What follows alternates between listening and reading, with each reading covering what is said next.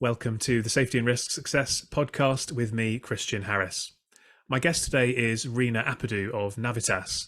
And as Reena will talk a little bit about, she's had a long career in the profession of safety, starting as an EHO and then working in all sorts of sectors with very high footfall, from events to retail to restaurants. And so she's been tasked with keeping hundreds of thousands of people safe and healthy over her time. What Reena was really keen to talk about, though, was not really so much about her and what she's done and her achievements, but actually about the profession. So why is it a good profession to get into? What can we do to inspire more people to get involved? How can we get safety professionals to aspire to push themselves on? And as we talk about, to go from safety pro to CEO, and how we can support each other to achieve that, as well as how we can build the relationships and have the soft skills that we need to achieve the right safety outcomes in the right way within the businesses that we're working in, whatever sector that may be in. So we have a great conversation all around that, very inspirational, and I'm sure you'll enjoy that and get some great ideas about how you can improve engagement and outcomes in your businesses. The second reason Reena's come on the podcast this week is that she and I are running a webinar together on the 9th of November, along with John Mackay of Keogh's, and it's all about slips, trips and falls this winter. So the latter section, the last few minutes of the podcast, we just talk about that, give you the details, give you an overview of what it's going to be, and what the sort of topics and the approach that we're going to have. And if you want to join us on that webinar, there'll be a link in the show notes, so you can come along and join us on the 9th of November at lunchtime. With that said, then, let's get into the conversation with Reena, talking about careers in health and safety, why health and safety is such a great thing to do and to work in, and then just a little bit at the end about our event on slips, trips and falls this winter. Cheers. Welcome to the Safety and Risk Success podcast with Christian Harris. We believe that proactive safety and risk management powers business performance. Each week we explore this theme, sharing guests, stories, insights, trends, hints and tips. You can find us on all the major podcasting platforms, and video versions are available on YouTube. But for now, let's join the conversation with Christian. Thanks for joining me today on the podcast, Reena. Hi, good morning, Christian. Thank you so much for inviting me. Looking forward to it. And we're going to be talking about some kind of cool and inspirational stuff today. So it's a high energy and sort of high positivity conversation, hopefully. Absolutely, yes. Talk all about safety, career, and getting new recruits into the profession as well. So yeah, fingers crossed. Good stuff. Good stuff. Let's set a bit of a context then first. I've introduced you a bit already, but how does it feel to sort of have the safety of, thousands, tens of thousands of people in your hands to some extent? Because obviously you've been quite senior in retail with very high footfall, in restaurants and events and things like that. I mean, how does that kind of responsibility sit with you? Well, it's kind of grown, I think, from my career. So at the beginning of my career, I was in a local authority. I worked as an EHO. And through that, working in a region, working in a city, you kind of, experience a lot of things in terms of responsibility, quick decision making, working with different people, whether within the organization or with businesses, members of the public. So as I've progressed, I've kind of got into bigger, wider roles. But the key principles of what I learned in the day when I was in the HO out in the district, or when I was at university, learning environmental health, I brought that all the way through.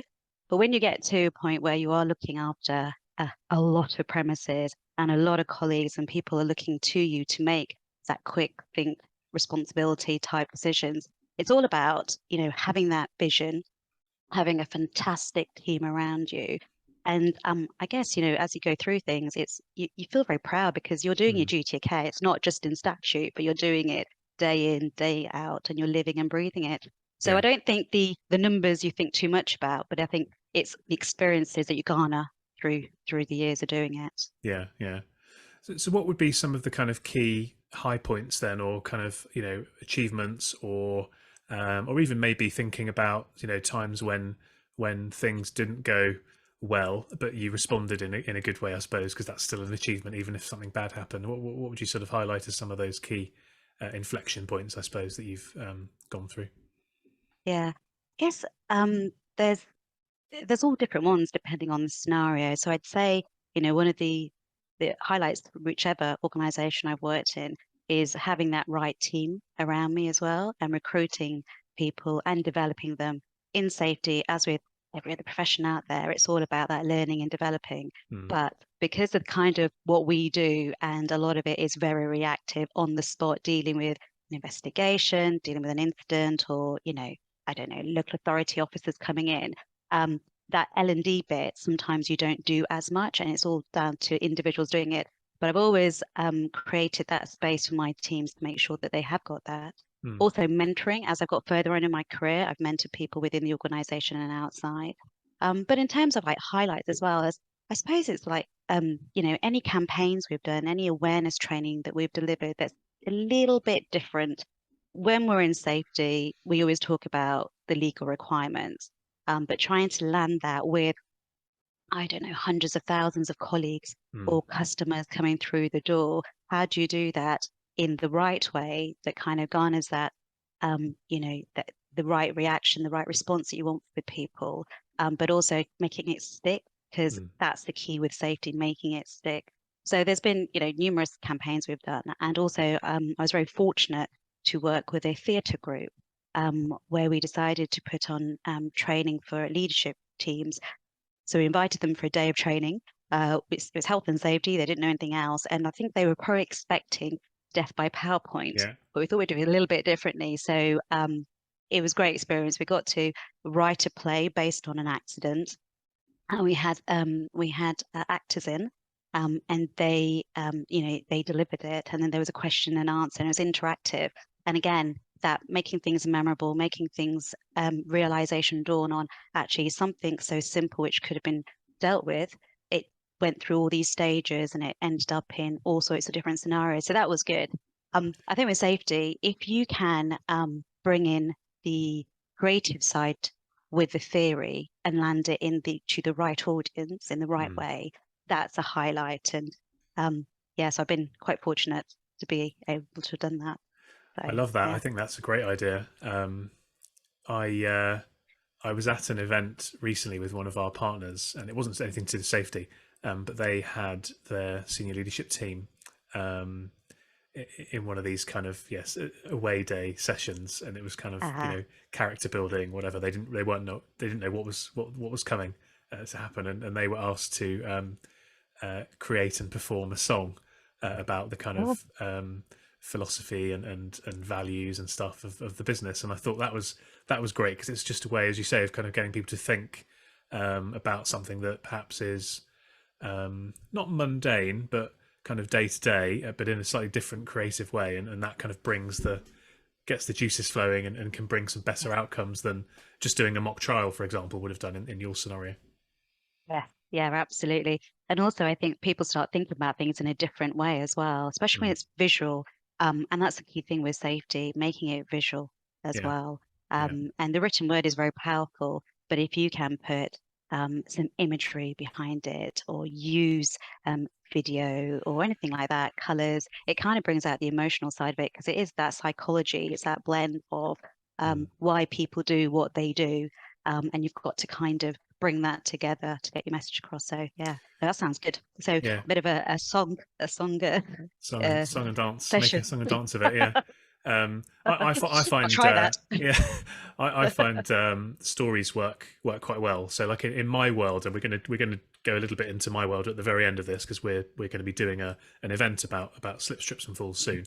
Um, yeah, the statistics kind of is one thing, but it doesn't seem to move people. So it's actually about trying to tell the stories of how something that is often seen as frequently occurring but less serious can often be much more serious than you might think, and what the repercussions are, and on the business, on colleagues, on the family of the person hurt, on the person hurt themselves, etc. And sort Yeah. of bringing that human emotive side in is Mm. is helpful, I think. Yeah, absolutely. I mean, there's so many times that, we deal with things because something serious has happened, but it's a one event. But all those little things that have happened that have led to that. So, the number of slips, the number of trips, and it all starts becoming a bit of a number, doesn't it? Like Mm, data, it's something on a spreadsheet. But when you bring that human fact to it, so for example, in the plays that we did, we concentrated on the impact the incident had on the injured person, mm, but also their family and also their team and the wider company as well. So yeah, it's that human bit that it's really important to bring in. Yeah. yeah, So, yeah, definitely. So we've sort of started talking about safety and thinking about creativity and big achievements and so on. But I think if we were honest, sort of safety has had a bit of a perception issue over the years. I mean, what are your thoughts on that in terms of where perhaps the profession has kind of gone wrong in inverted commas, uh, or is that just a lack of understanding? So, in other words, it's not that we've necessarily gone wrong, but maybe we just haven't explained ourselves well enough. yeah, I think it's a bit of both, really. I suppose because it's safety and safety is linked with legal requirements, it's that serious hat that a lot of us, and I've done this as well, when you're talking about, why something should be done in a certain way, because this is what the law says and this is how what the risk assessment has shown, etc. We always go down um, that strict, serious route. Um, what we haven't done really in the past, but there's a lot of work that's been done in this space since, is bringing that into kind of the branding side of it, the positivity. So it's always been kind of, you've got to do it this way, because, and have we really given that message out of the why? The what we're really, really good at, but the why with Mm, the right, you're talking to the person about it, tailoring your response. Have we done that? But on the other side of it, have we really showcased the proactive nature of the profession? Have we done that branding and PR? Because we're so busy thinking about, gosh, we've got to do this, this, and this, and this, and all those steps that we need to do and get there, and all the audits and everything else we've got to do, that it's a proactive nature. Have we talked about that?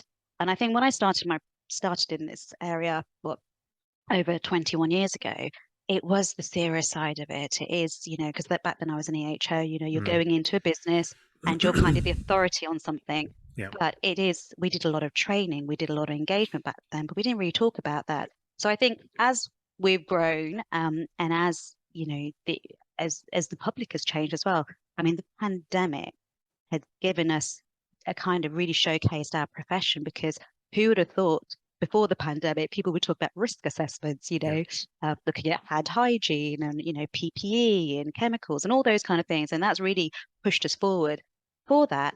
And I think in some like news outlets as well, it was always the negative. The fun police have said you can't play conkers in the playground or anything like that. It's always been that negative connotation. But I think we, as a profession, we haven't looked at the other side as much in the past in terms of the PR, the branding, the marketing, all of the plus sides. And we've always thought about it. And I remember when I first started out as well, and when I moved from public sector to private sector, safety was all about we have to do it because of the law, and we do it because of financials as well. But the Mm, duty of care, the moral side of it, we haven't really, dialed that up. But that's certainly changed. yeah. Yeah, Yeah. what I've seen. So Mm. yeah, so we've got to keep that going is what we Yeah, need no, to do. yeah, absolutely, yeah, and we'll move on to that in a minute. So, casting your mind back, then, what sort of attracted you to get into this field? And because you studied environmental health at university, you said so. At sort of 18, you thought, "Oh, this is something I want to do." What was it that kind of drew you to this? Well, I'm not a Puritan, you see. At 18, I studied chemistry. Ah, So I studied chemistry first, completed that, and then back then a lot of scientists went into the world of finance. So I worked in finance for 18 months, and then I thought actually I'd like to do a master's. And I enjoyed a module in chemistry we did in our last year, environmental chemistry. So I started looking at a master's. Um, and then I came across environmental health, and it said there was a profession attached to it. And you could also, part of the course, you did a practical element in local authority. So you could apply to local authority. So I applied to do the course in Birmingham. University of Birmingham, and I applied to Birmingham City Council for if I could, go there to do kind of an internship as well. I was fortunate; I got in, and the council paid for my MSc as well. There was no job attached to it at the end of it, but then I did get a job there. So yeah, I kind of came in the other route, but I suppose what attracted me to it was, yes, it was a profession, but also it was working with the public Mm-hmm. as well, but in a different way. But using the skills I had was taught, my first degree, because chemistry, it's all about patterns, all about logic and sequence steps. And when you look at health and safety, food safety, environmental protection, it's exactly the same as well. Mm. So it was a bit of an unknown to me. And I must say that in my first 3 months before we started the MSc, I worked at Birmingham, and you saw all sorts. It was great. It was great training, but it was a real eye opener as well, Mm. because when you read something and it's in text, and then you're in a setting in a community or you're in a business, you've got to use all those other skills to get that text, discussed, talked about, and making sure that we can comply with it as well. So, Mm. but yeah, kind of a different route, but with safety, there's so many different routes as well. A lot of the people I worked with were either technical officers, and they worked for the council in specialists in either food safety, health and safety. And there was people like myself, or those who are 18 when they decided, actually, this is what I want to do. This is a profession. So Mm. yeah, quite a lot of different people. Yeah, Um, yeah. And I suppose it's about how to uh, encourage sort of the shift away from safety being kind of a second career, or the sort of tail end of a career where, you've been in ops and then you kind of begrudgingly, this is the stereotype, sort of begrudgingly go into a safety role, and actually being something that's aspirational to people, isn't it? yeah, there's I've worked with a number of teams, and I brought teams together, and I've always had a kind of a balance of those who were either from an enforcement background, so either trading standards or environmental health, and then those who have gone through operations, general managers, then gone into safety, or an executive chef who decided, actually, all the training they did in food safety, why not go and apply that now and become an auditor? Um, a lot, yeah. People do think it's a second career, but I think it's kind of that step. It's that progression as well. So in any organization, you start off in a role, and if it's a nurturing organization there's opportunities for you to grow and explore, then it's one of those areas that it's that practical knowledge and the theoretical knowledge, or you can really fuse it together and make a real difference as well. And I Mm. always think that in a team, a good team of safety professionals, you do need the ones who are, they know the law backwards, they know what section of the law it is, et cetera, et cetera. But also you need those ones who have worked in different settings, who have been on the other end of it, for when there's been an audit or when something's gone wrong, or there's been a really serious incident. You need that on the ground knowledge as well, and that's Mm. kind of a good team to blend. It, it's difficult.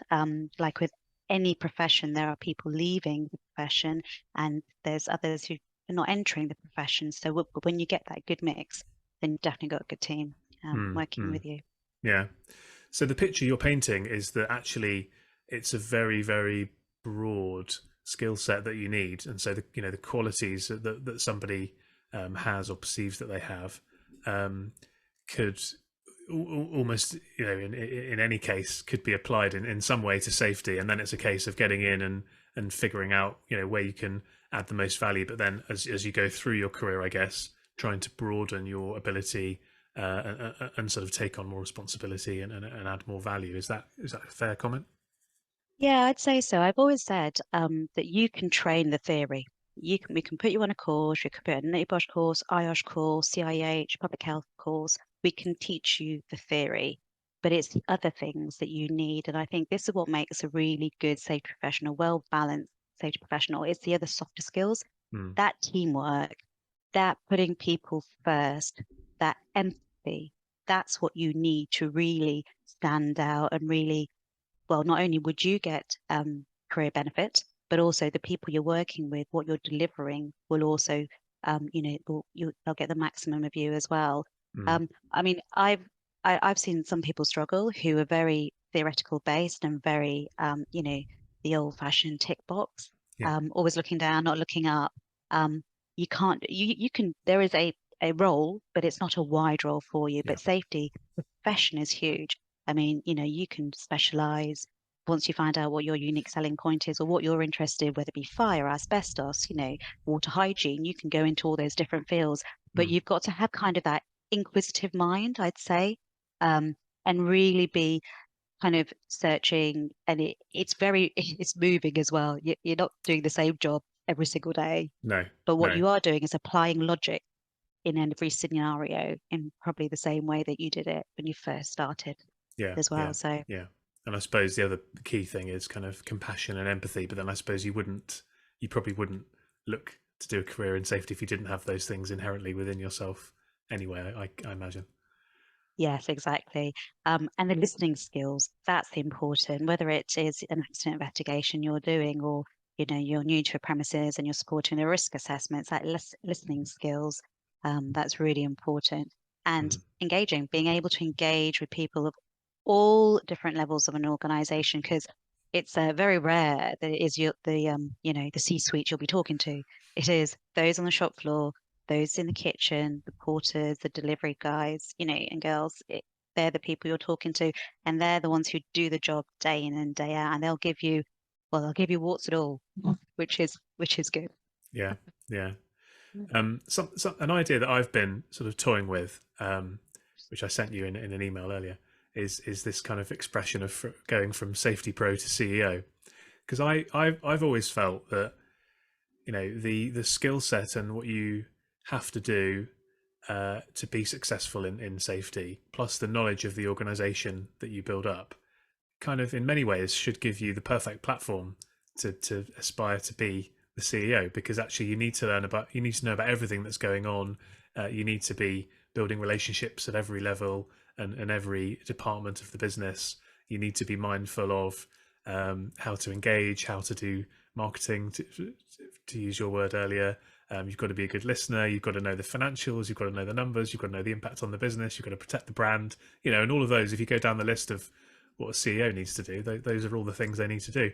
But we haven't quite got to that point yet, have we? But I think that's something that we should be aspiring to, I guess, and trying to drive people to aim for.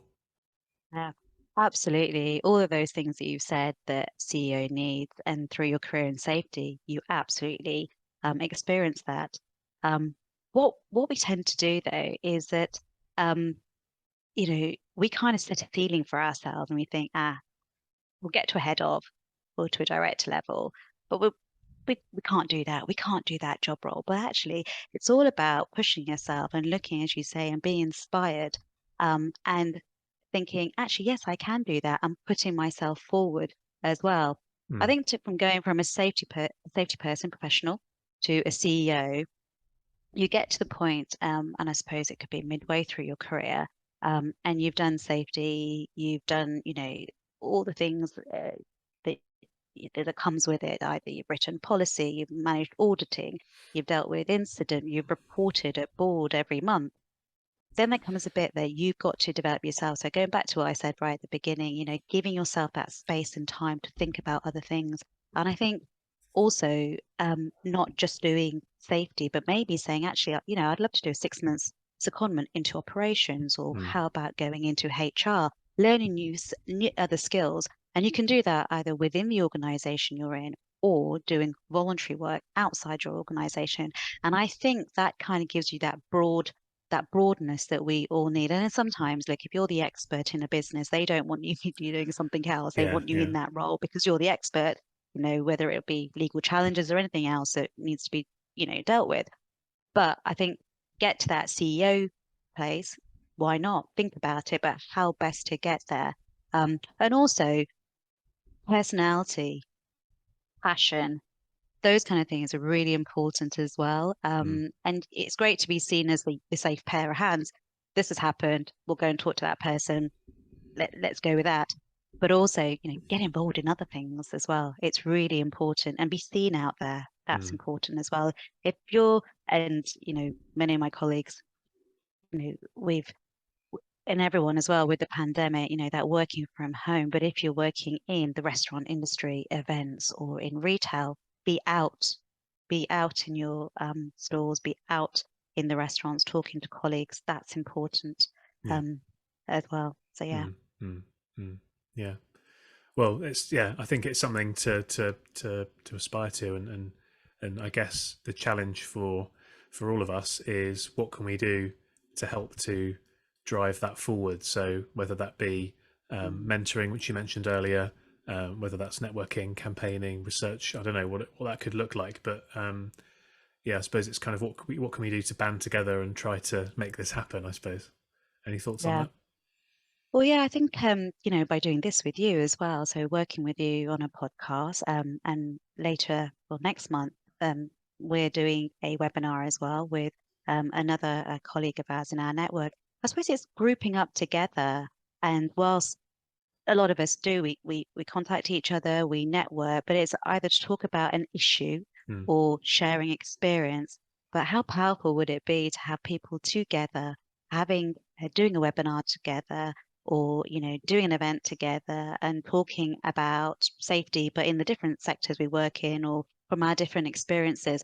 I think bringing us together, not just because a new bit of legislation's come out or something like yeah. that, or guidance, but in that, again, that proactive route, Mm, that's important. But also, let's see if we can go to career fairs. Let's see if, the six forms coming through, they know anything about safety. Is this a profession for them? What does it look like in a business? And again, we call it safety, but it's risk management, isn't it? In yeah. that wider sphere, risk management, whether you work within the financial sectors, or, manufacturing. But to talk about safety in that business risk level as well is Mm, important.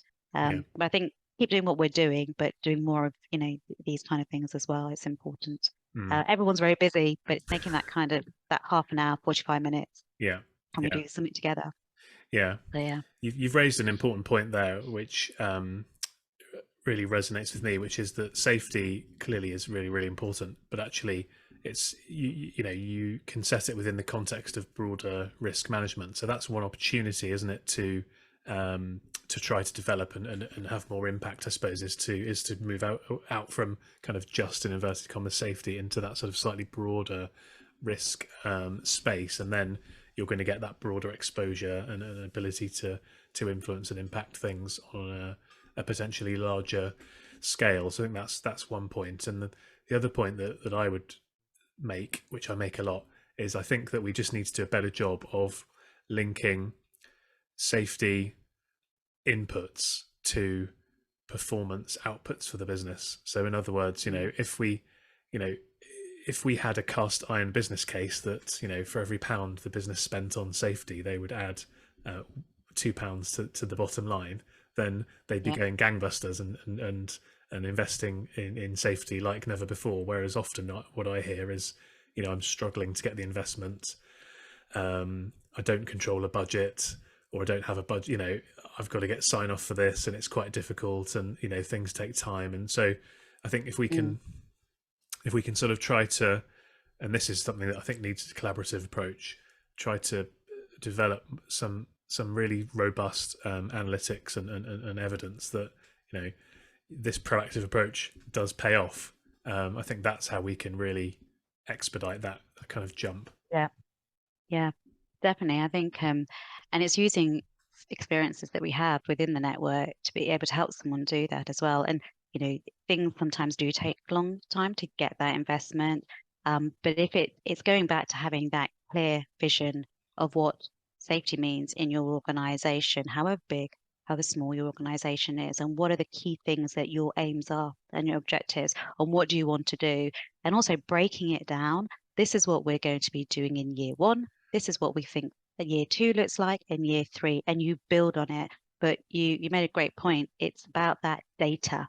It's that input, what we did, and what the output was as well, but also tracking it and Mm, measuring it and talking about it.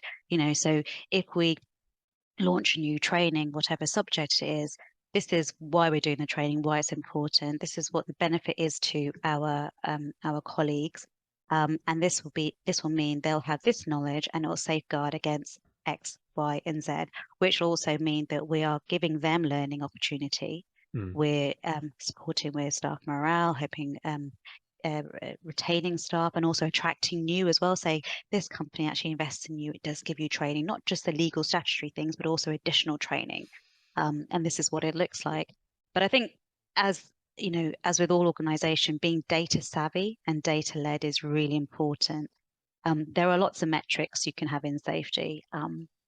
But I always think if you pick out 3 key ones and you report on them, and everyone in the organization knows that this is what we're reporting on and this is why. And actually, accidents happen in the workplace. They do. So report the accident, but also you need to have that team behind that to analyze why is it happening.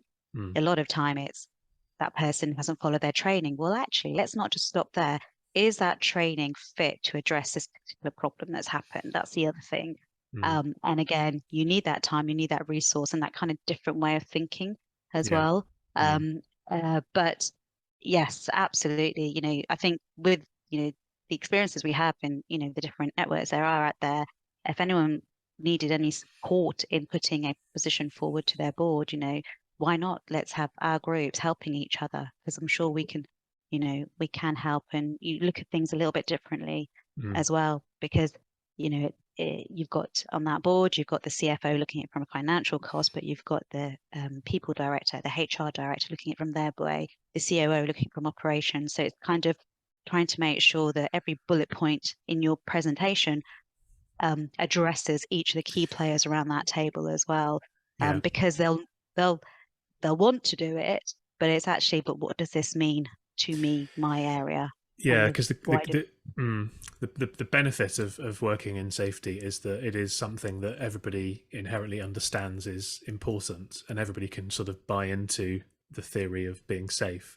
But the downside is that we don't often take the next step to, as you say, address the specific concerns or the specific requirements, should we say, rather than concerns of these different heads of department. Because you know, they're looking at it from the perspective of, that's nice, it's a nice to have rather than a must have, unless we can draw that link between what we're doing and the overall benefit to the business, but also what's in it for them on a personal level as well, or what's in it for their team, their department, I suppose, their P&L. Yes, absolutely. Yeah. And that's important that we do that. But, you know, it's what I'd say is, even though it may look like it's a huge, you know, mountain to climb, don't ever be put away from it, you know, do it. And the feedback, if you don't achieve it, it's really important as well. So you kind of tailor things and you change the approaches that you do as well. And it goes back to pushing that proactive approach. If we're proactive, we deal with things before it happens. You know, once the horse has bolted, you know, it's all then fanfares and trumpets and all sorts of things going on, and everyone's in a different emotional space. But yeah, I always find that teeing up with operations and the people team is important. You can get your message across when you've got those two departments on side as well. Yeah, and I suppose that's the point, isn't it? Like, you know, you don't try and bite off more than you can chew. You're better to be directionally correct, and so start with, you know, HR people or start with operations and see if you can create that linkage just with one department first. And it's not going to happen overnight, but if you can develop that relationship and that partnership, and get some of those metrics working together with the one, and then you get it to the point where that's pretty good. Okay, well then let's move on to the next one and sort of gradually build it from there. And then at some point you'll get that kind of inertia where the momentum is such that it will just carry on, and you'll achieve where you're looking to get to. Yeah, definitely. Good stuff. So I'm sure if this is resonating for people, as you say, you know, reach out to people in networks and things like that. But I'm sure you'd be happy, and I'd certainly be happy to take any people's approaches as well if they feel, you know, this is a topic that they'd like to sort of dig into and like some guidance with. So sure, we'd both be happy to help people on that. Absolutely. Yeah, definitely. You know, if anyone who's listening to this and has got a question or an idea, they just need some support, then absolutely reach out. Can't say that all the advice I give, you'll get to where you need to be, but it's kind of bringing on experience as well and talk. And sometimes it's good just to talk to someone who's not within your Yeah. organization about something, how would you position it? What do you think about this? So absolutely, yeah, here to Yeah. support and definitely, Good so stuff. happy to help. Good stuff. All right. Well, let's finish by sort of changing gears a little bit, because we are working together on an event in November. So, do you want to just give everyone a quick overview of what that looks like, and then we can just chat a bit about that and plug it a bit before we draw the podcast to a close. Absolutely. So yes, we're joining forces in November. So on the 9th of November at lunchtime, we're doing a webinar about avoiding the slippery slope this winter. All about, avoiding slips, trips, and falls. How can you best practically do this winter? So making sure that your teams, your customers, any contractors on site avoid those injuries, because we know slip injuries is the highest, injury type Yeah. we have in the UK. What can we do that? And we're trying to talk about it from different perspectives. So in terms of yourself, you'll be talking about from the technical, the flooring, the property side of things. What can we do? What practicalities can do? What can we think about when we put different types of flooring in different areas? Mm-hmm. I'll be looking at it from a business point of view. So what does this mean? What is the disruption when something like this happens in your business as well? And then we're going to be joined also by John Mackay from Keogh's LLP, and he'll be talking about it in terms of personal injury claims and the financial impact. So we're going to be ticking those three areas, the legal requirements, the duty of care, and also the financials. But talking about it in terms of, what can we do? What have we seen that's worked? Because sometimes people can give you a whole long list of things that you've got to do, and you're thinking, oh my gosh, Yeah. Yeah. I've got to change my flooring, I got to put different lighting in. Oh my God, I need to train everyone. And it's practical steps.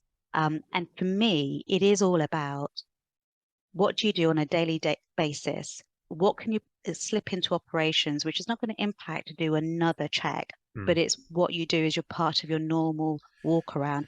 And also looking at things before, the autumn time Yeah. starts with your leaves falling, your wintry weather, rain, snow, ice. Who knows what we're going to get this year after having a Yeah. fantastic summer.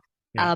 But yeah, so we're going to join forces to talk about that. And then also we're going to have different downloads that can be available for those who attend, and also the support that our three different businesses can support those as well who are interested. Yeah. If we can prevent a slip, a trip, a fall, that means we've prevented someone from hurting themselves. Also, the impact on their family, on their loved ones, especially with the festive season, that's a huge impact. It's kind of a domino effect when someone gets Yeah. injured. Yeah. So, we're bringing our thoughts to the webinar, but as I said, that's on the 9th at lunchtime. And if you want more information on all of our websites, we've got that. So yeah, And hope to see people there. we'll put a link in the show notes as well. Yeah. And I think also from the perspective, there's an effect on, as you say, the person who slips and falls and their family, but there's also this massive effect on the health and safety professional as well. I mean, we did some research earlier this year, and we asked people, what were their priorities, what were their aspirations. This is health and safety professionals, and then it was like, well, what's getting in the way? And the number one thing that was getting in the way was kind of juggling priorities and a lack of time. And obviously, if the fewer incidents you have to deal with, the more time you've got, and the less things you're having to juggle. So, and the less stress you're Yes. under, and the more you can be strategic and proactive. And so it is. There's those kind of emotive benefits as well to the safety person too, isn't there? Absolutely, yes. And that's a big thing, isn't it? We'd Mm. like to do all these other things, but these keep happening, and it's kind of day in, day out it happens. So, what are the things we can do to help prevent that and stop that? And Mm. it's also thinking, actually, you can't stop everything, No, but as long as you've raised the awareness and you put practical steps in place, not something drastically crazy that you need like a huge resource on site to no, be able to stop something happening. Um, you got to be relevant as well to your business. So every business is very different as yeah, well. So, yeah, um, But yeah, look forward to that. And that'll be Yeah. our first webinar, the three of us doing. So Yeah. Reena should be good. Reena and the Chuckle Brothers. Is that what we're calling it? I don't know about that. Poor John. He's not here to defend himself. I know. No, it'll be good. It'll be good. And I think one of the interesting things, I was chatting on Safety Roundtable with an insurance broker the other day, actually, and he said, what's interesting is that sometimes people misunderstand the impact from an insurance and pounds and pence cost of kind of one of these injuries. Because he said, if you think about I think he said a 30-year-old person who might slip and fall and hurt their back, such that they can't work anymore. That's in the millions and millions of pounds, potentially tens of millions of pounds of cost. Whereas actually, if someone, of course, we don't want anybody having a fall from height and a death. Of course, we don't. But from a pounds and pence perspective, actually, that is, in the cold light of day, cheaper. Because sadly, the way that the legal system works is if someone dies, that it's worth a pittance really, but it's worth a certain amount, but much less than what could happen to somebody that is injured and sort of from one of these things that people perceive as not that important, I suppose, or not that big a risk. Exactly. It's yes, it's the ongoing care, isn't it? And that person has been injured, unable to work anymore, so the cost on home life, the cost on the NHS and all the other services as well. It's huge impact, isn't it? Yeah. And it's interesting you say from falls from a height, we all know that can't happen, ladder safety, working at height, rigs, all the rest of it. But just walking through a premises, either you're in a clothing shop or you're in a restaurant, cafe, and you slipped over, that impact is huge. Can be massive. Yeah. So join us on the 9th of December, 9th of November, sorry, and we'll walk through that with you, give you some practical tips, and help you to both, look to prevent these things from happening, but also be in a good position that, as you said earlier, you can't prevent everything. If something bad happens, at least you will be in a position to be able to defend yourself and minimize the costs, and then also how to, as you say, bring people along on that journey from a business perspective. So lots of value, and look forward to seeing people there on the 9th. Yeah, good stuff. Well, thanks very much, Reena. Really enjoyed that. We got some good plugs in at the end as well, so that was always good. But I think loads and loads of really valuable thoughts and insights in the first section as well. So thank you very much for sharing that.